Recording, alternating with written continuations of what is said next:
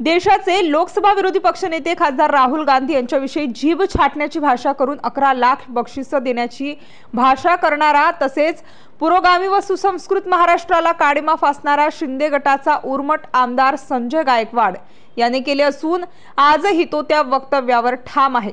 त्यानंतर काल धुळे येथे भाजपा खासदार अनिल बोंडे यांनी जीभ छाटण्याऐवजी तिला चटके द्यावे अशी भाषा करतात। ह्या दोघांवरही दंडात्मक स्वरूपाची कारवाई करण्याची काँग्रेसकडून मागणी करण्यात आली। अशा बेजबाबदार व बेताल वक्तव्य करणाऱ्या लोकप्रतिनिधींच्या बाबत सर्वसामान्य लोकांमध्ये प्रचंड संतापाची भावना असून कायदा व सुव्यवस्थेबाबत प्रश्न निर्माण होत असल्याचं बोललं जात आहे।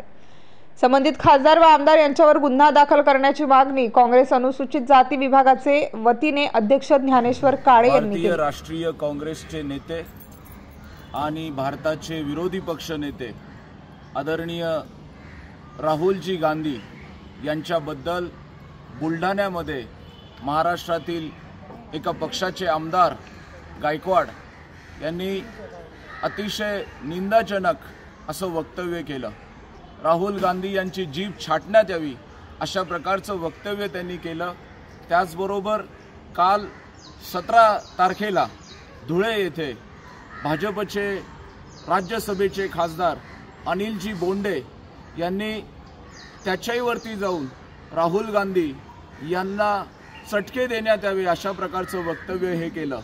हे अत्यंत निषेधार्ह असं वक्तव्य आहे आणि यामुळे एक प्रकारे एका राजकीय नेत्याचं अतिशय घातक अशा प्रकारचं हे वक्तव्य केल्यामुळे आज आम्ही नाशिक शहरातील काँग्रेस पक्षाचे सर्व पदाधिकारी त्याच्यामध्ये आमचे अल्पसंख्याक ज्ञानेश्वरजी काळे, त्यानंतर दोंदे साहेब आणि आमचे सर्व पदाधिकाऱ्यांनी याविरुद्ध गुन्हा दाखल करण्यात यावा अशा प्रकारची मागणी या पोलीस ठाण्याचे जे उपनिरीक्षक आहेत देशमुख साहेब यांच्याकडे एक प्रकारचं निवेदन दिलेलं आहे आणि या देशविघातक अशा वक्तव्यांना कुठेतरी गृहमंत्र्यांनी दखल घेतली पाहिजे आणि त्यांच्यावर लवकरात लवकर गुन्हे दाखल झाले पाहिजे अशा प्रकारचं वक्तव्य, अशा प्रकारचं निवेदन आणि अशा प्रकारचा गुन्हा दाखल व्हावा अशी मागणी आज आम्ही भद्रकाली पोलीस स्टेशन इथे केलेली आहे।